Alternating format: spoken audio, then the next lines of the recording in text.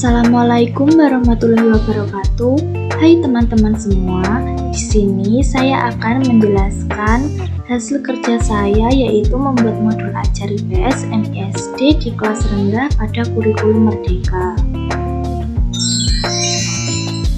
Sebelumnya, perkenalkan, nama saya Rahmani Mati Fauziah dengan NIM 1262052132114 dari kelas PGMI 5D. Tugas ini dibuat untuk memenuhi tugas mata kuliah pembelajaran IPS MISD dengan dosen pengampu Ibu Martuka MPDI.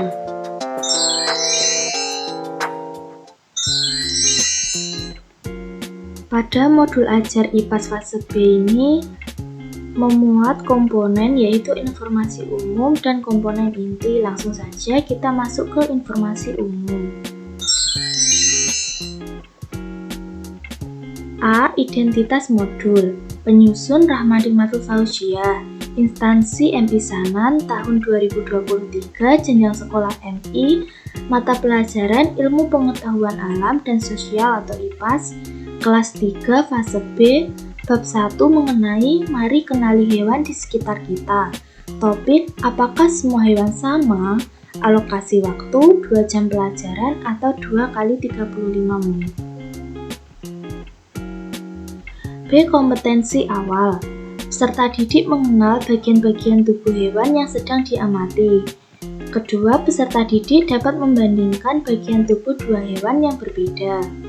C. Profil pelajar Pancasila. Yang pertama, beriman bertakwa kepada Tuhan Yang Maha Esa dan berakhlak mulia. Kedua, berkebinekaan global. Ketiga, bergotong royong. Keempat, mandiri. Kelima, bernalar kritis. Keenam, kreatif. D. Sarana dan prasarana. Ruang kelas, alat pembelajaran berupa papan tulis, spidol, proyektor, dan laptop. Sumber belajar yaitu buku guru dan siswa IPAS kelas 3, LKPD, internet, dan lain-lain. E. Target peserta didik. Pertama, peserta didik reguler atau tipikal umum tidak ada kesulitan dalam mencerna dan memahami materi ajar. Kedua, peserta didik dengan pencapaian tinggi, mencerna dan memahami dengan cepat, mampu mencapai keterampilan berpikir tinggi dan memiliki keterampilan yang memimpin. F. Model pembelajaran. Di sini menggunakan model pembelajaran Project Based Learning. G. Metode pembelajaran. Pertama, ceramah, kedua diskusi, ketiga tanya jawab, dan keempat penugasan. Selanjutnya kita masuk pada komponen inti. A. Capaian pembelajaran. Peserta didik dapat mengidentifikasi bagian-bagian tubuh hewan. B. Tujuan pembelajaran. Pertama, peserta didik dapat mengenal bagian-bagian tubuh hewan yang sedang diamati. Kedua, peserta didik dapat membandingkan bagian tubuh dua hewan yang berbeda. C. Alur tujuan pembelajaran. Pertama, meningkatkan kemampuan siswa dalam mengidentifikasi bagian-bagian tubuh hewan yang sedang diamati. Kedua, meningkatkan kemampuan siswa dalam membandingkan bagian tubuh dua hewan yang berbeda. D. Persiapan pembelajaran. Pertama, guru menyiapkan sarana dan prasarana yang dibutuhkan selama kegiatan pembelajaran. Kedua, guru mengingatkan kepada peserta didik untuk menyiapkan buku pegangan, buku tulis, dan juga alat tulis. E. Pertanyaan pemantik. Pertama, apakah setiap hewan memiliki bagian tubuh yang sama? Kedua, apa perbedaan bagian tubuh manusia dengan bagian tubuh hewan? Ketiga, apa perbedaan kedua bagian tubuh hewan yang kalian amati? F. Kegiatan pembelajaran. Yang pertama yaitu kegiatan pembuka dengan alokasi waktu 10 menit. Guru mengucapkan salam, bertanya kabar, dan meminta salah satu siswa untuk memimpin doa. Lalu guru melakukan presensi untuk mengecek kehadiran siswa. Setelah itu guru melakukan apersepsi dengan menceritakan pengalamannya kepada siswa saat bertemu dengan hewan-hewan dan menanyakan kepada siswa pengalaman yang serupa. Dan yang keempat, guru menyampaikan tujuan pembelajaran. Selanjutnya kegiatan inti yang dialokasikan selama 50 menit. Pertama, guru memulai pembelajaran dengan mengajak peserta didik membaca narasi dan mengamati gambar pembuka topik B di buku siswa. Kedua, guru mengajukan pertanyaan kepada siswa, menurut kalian apa perbedaan antara kucing yang dibawa oleh Ian dengan kucing yang dibawa oleh Theo? Ketiga, guru memberikan penjelasan kepada peserta didik bahwa hewan memiliki anggota tubuh yang berbeda-beda. Keempat, guru memberikan contoh kelinci dan kucing yang sama-sama memiliki 4 kaki, tetapi kakinya berbeda. Lalu mengajukan pertanyaan, apa perbedaan kaki kelinci dan kaki kucing?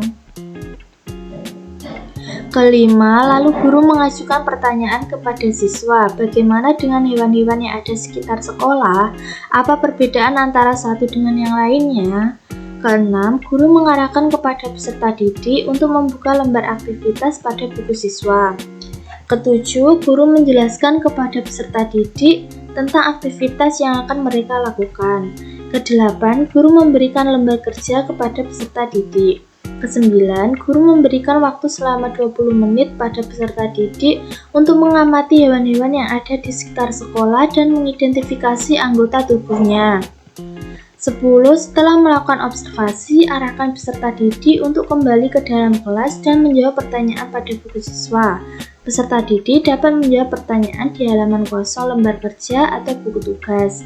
Ke-11. Setelah melakukan aktivitas, apa perbedaan jenis-jenis hewan, guru memandu peserta didik untuk melakukan diskusi bersama teman di sebelahnya.